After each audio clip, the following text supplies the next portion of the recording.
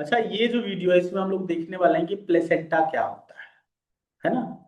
मैंने आपको बताया था लास्ट वीडियो में कि प्लेसेंटा जो होता है, प्लेसेंटा एक टेम्पोररी ऑर्गन होता है ना। और ये सिर्फ प्रेगनेंसी के टाइम में फॉर्म होता है। और ये मतलब आप ऐसे मत समझ लेना कि छोटा सा ऑर्गन होता है, जितना बड़ा फीटस होता है उतना ही बड़ा प्लेसेंटा होता है। फीटस किस लेयर के अंदर ग्रो करता है? फीटस ग्रो करता है इंडोमेट्रियम के अंदर। तो ये इंडोमेट्रियम से न्यूट्रिएंट लेकर के और फीटस को प्रोवाइड करने का काम करता है, राइट। प्लेसेंटा जो होता है, placenta is disc shaped organ. कैसा ऑर्गन है भाई? ये डिस्क शेप्ड ऑर्गन होता है। और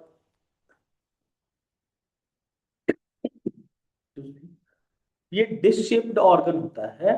और ये सिर्फ प्रेगनेंसी के टाइम में फॉर्म होता है। नॉर्मली प्लेसेंटा, कोई फीमेल प्रेग्नेंट नहीं है तो उसके पास प्लेसेंटा नहीं होगा। पूरे प्रेगनेंसी में न्यूट्रिशन निकालेगा मदर से और फीटस को प्रोवाइड करेगा। जब एक बार फीटस की डिलीवरी हो जाएगी तो उसके बाद से प्लेसेंटा भी ह्यूमन का बाहर चला है ना। तो चलिए अब हम लोग डिटेल में इसको देखते हैं, प्लेसेंटा को डिटेल में देखते हैं। अच्छा देखिए, प्लेसेंटा जो होता है ना, ये देखिए ये प्लेसेंटा मैंने बनाया है। प्लेसेंटा जो होता है, प्लेसेंटा सिर्फ फीटस के टिश्यू से नहीं बना होता है। Placenta is made by both maternal and fetal tissue. Actually होता क्या है कि फीटस की जो कोरियोनिक विलाई होती है, वो फीटस कोरियोनिक विलाई यूट्रस की लाइनिंग से इंटरडिजिटेट करके, मदर के यूट्रस की लाइनिंग से इंटरडिजिटेट करके बनाती है प्लेसेंटा, है ना। आपके एनसीईआरटी में लिखा हुआ है कि the chorionic villi of fetus and uterine lining of mother interdigitate and form structural and functional unit called placenta. Yes, placenta कहते हैं। अच्छा, अब ह्यूमन का प्लेसेंटा जो होता है, ह्यूमन के प्लेसेंटा को हम लोग ह्यूमोकोरियल प्लेसेंटा कहते हैं। ह्यूमन का प्लेसेंटा को हम लोग मेटाडिस्क्वाइडल प्लेसेंटा कहते हैं। ह्यूमन का जो प्लेसेंटा होता है इसको हम लोग डेसिडुअल प्लेसेंटा कहते हैं। क्यों कहते हैं हम ये डिटेल में देखें, लेकिन चलिए देखते हैं। ये है प्लेसेंटा, ये फीटस है ना। ये फीटस है और ये है प्लेसेंटा, ये प्लेसेंटा, ठीक है। और इधर मदर वाला पार्ट है, ये जो लाइन है, इस लाइन के दूसरी तरफ ये पूरा का पूरा मदर के यूट्रस का पार्ट है ना। देखो आप, ये जो प्लेसेंटा है, इस प्लेसेंटा की जो कोरियोनिक विलाई है, ये कोरियोनिक विलाई,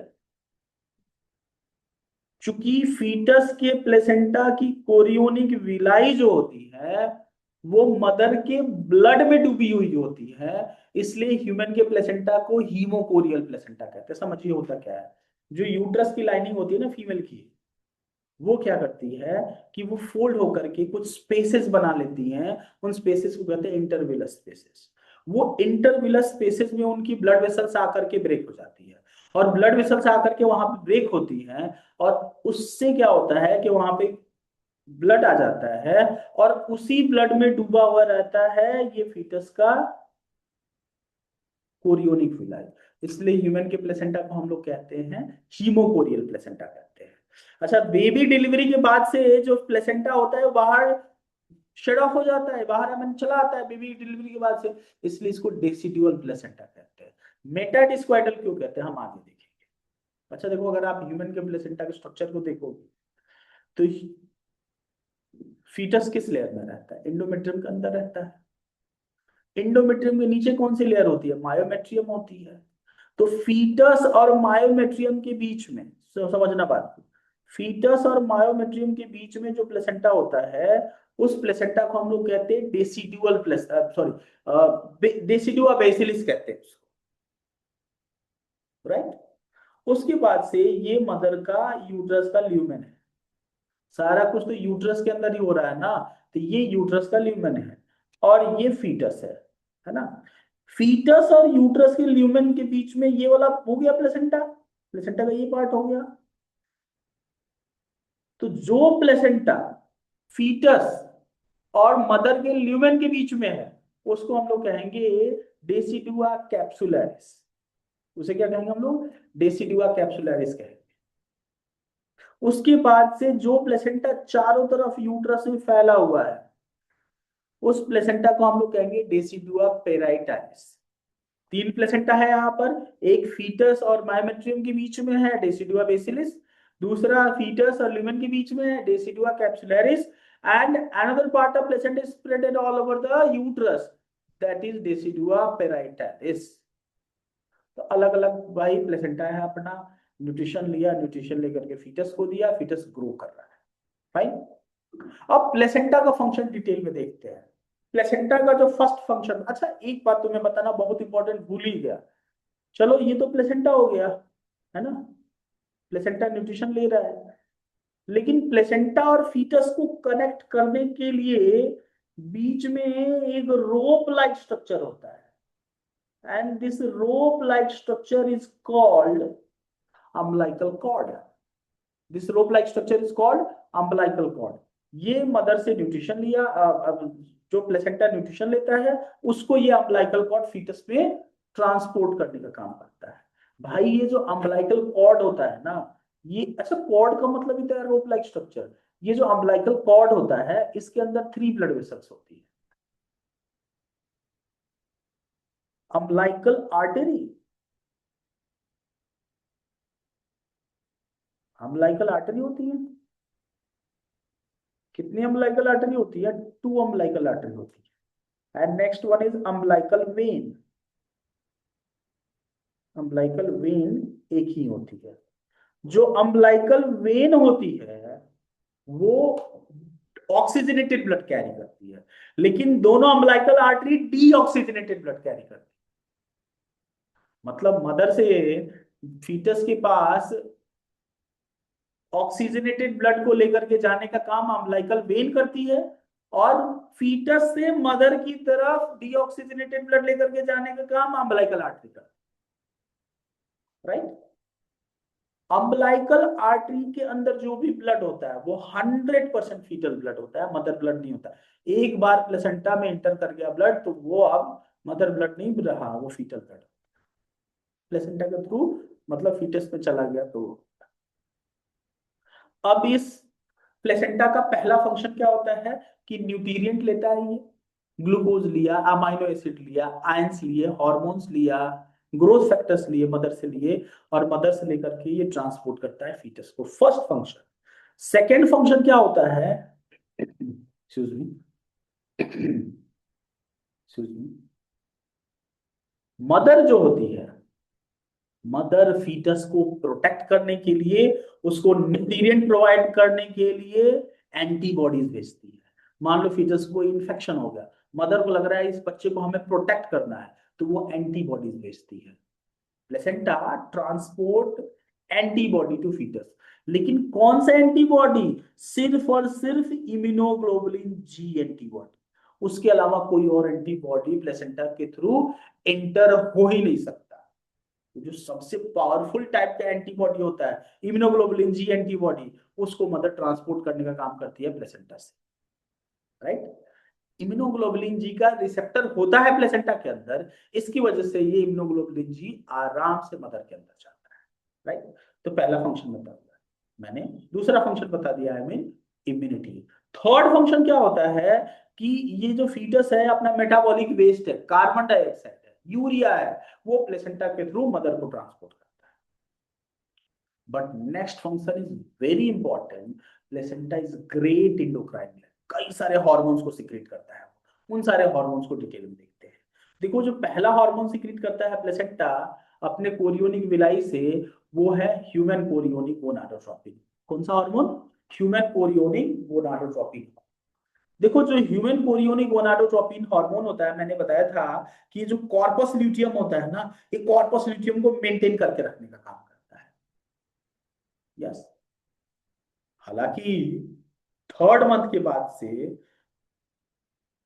कॉर्पस ल्यूटियम का काम अच्छी तरह से प्लेसेंटा करने लगता है, लेकिन हाँ फिर भी ह्यूमन कोरियोनिक गोनाडोट्रोपिन, देखो कॉर्पस ल्यूटियम की जरूरत तो पड़ेगी 3 महीने तक बहुत ज्यादा प्रोजेस्टेरॉन सीक्रेट करने के लिए।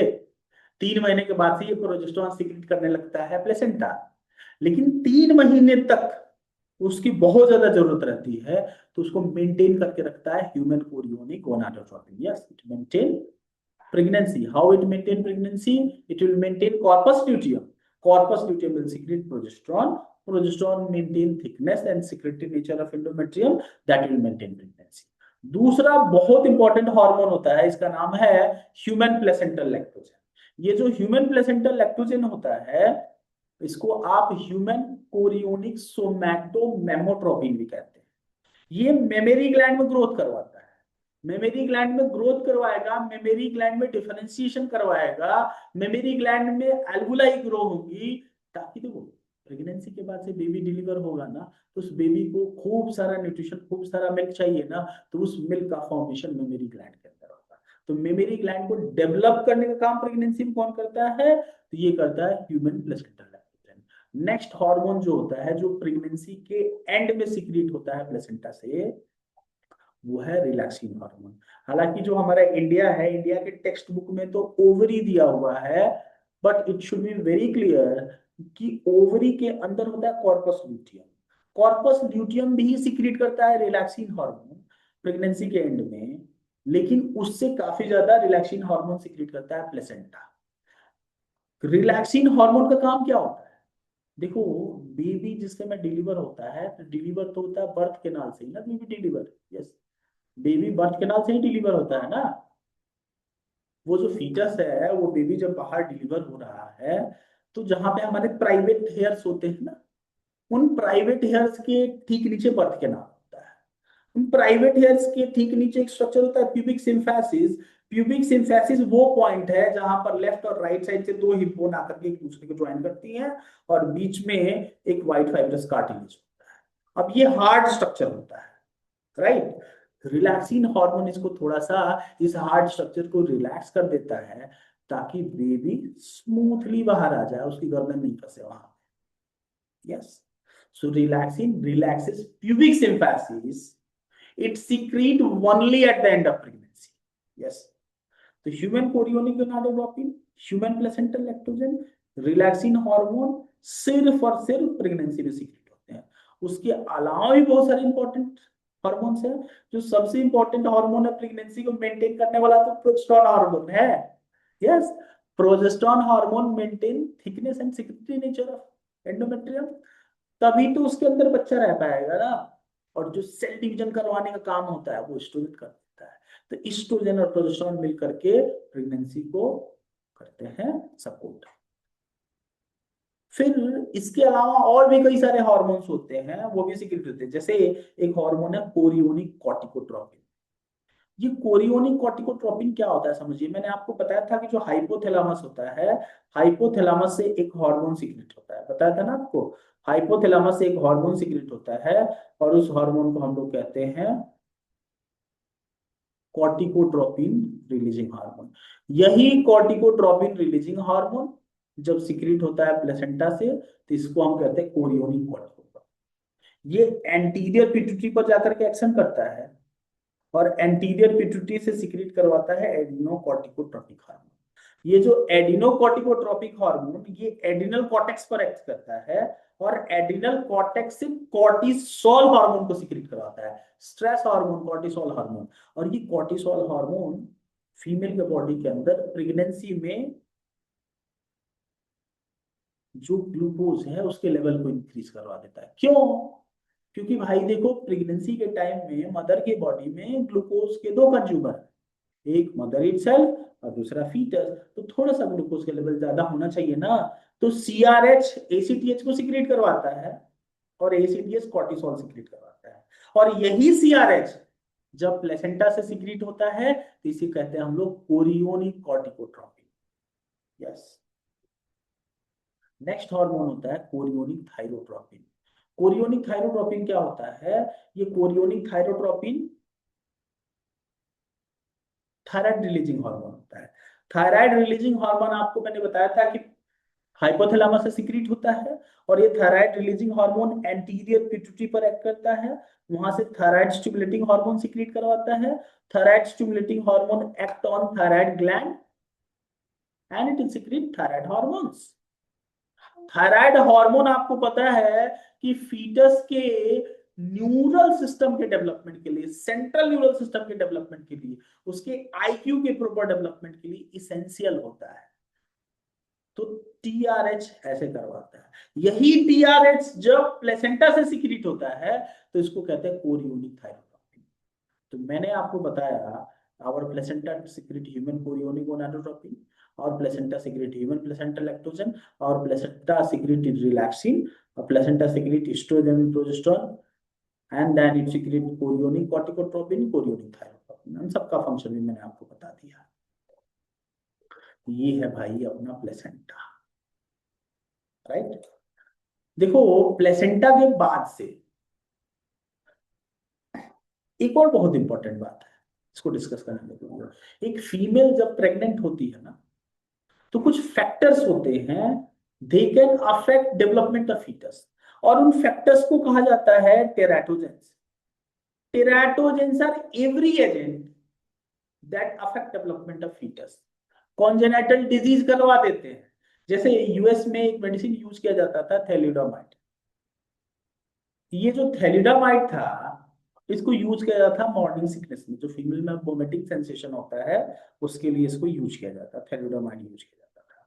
लेकिन इसमें प्रॉब्लम क्या होती थी कि थैलिडोमाइड के यूज की वजह से फीमेल जो फीटस होता था ना, फीटस में फोकोमेलिया एनेमेलिया की प्रॉब्लम आती थी। फोकोमेलिया में छोटा छोटा लिम्ब, पेंगुइन की तरह छोटा छोटा लिम्ब, और एमेलिया में तो लिम्ब एब्सेंट है, लिम्ब ही नहीं था, राइट।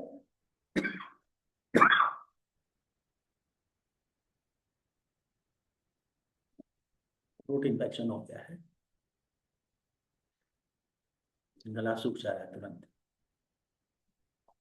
तो टेराटोजेंस होते हैं, teratogens are those agents which affect development of fetus. जैसे थैलिडोमाइड है, थैलिडोमाइड को यूज किया जाता है मॉर्निंग सिकनेस में, और इसकी वजह से फोकोमेलिया एमिलिया होता था, तो इस ड्रग पे ही बैन लगा दिया। इसके अलावा और भी टेराटोजेंस होते हैं। अल्कोहल, मान लो कोई फीमेल है, प्रेग्नेंट है, दारू पी रही है, तो दारू पिएगी तो बच्चा जो है, बच्चे के डेवलपमेंट अफेक्ट हो जाएगा। सिगरेट पी रही है, ये वाला खा रही है, फीटस का डेवलपमेंट अफेक्ट होगा, बुरी तरह से हिट होगा, है ना। तो इसीलिए फीमेल को ये जितनी भी चीजें हैं, अल्कोहल ड्रिंकिंग है, सिगरेट स्मोकिंग है, उसको कंप्लीटली रोक देना चाहिए प्रेगनेंसी के टाइम में, है ना। नहीं तो प्रेगनेंसी मत करो, सबसे अच्छा है। आपको अगर कंट्रोल नहीं हो पा रहा है तो मत करो प्रेगनेंसी। अच्छा, ये तो एजेंट मैंने आपको बता दिए, बहुत सारे बायोलॉजिकल एजेंट, जैसे टॉक्सोप्लाज्मा गोनाडी पैरासाइट, है ना, जैसे रूबेला वायरस, जैसे साइटोमेगालो वायरस, जैसे हर्पीस वायरस, ये सारे के सारे प्लेसेंटा को क्रॉस करते हैं, अंदर जाते हैं और फीटस को अफेक्ट करते हैं, उसके डेवलपमेंट को अफेक्ट करते हैं।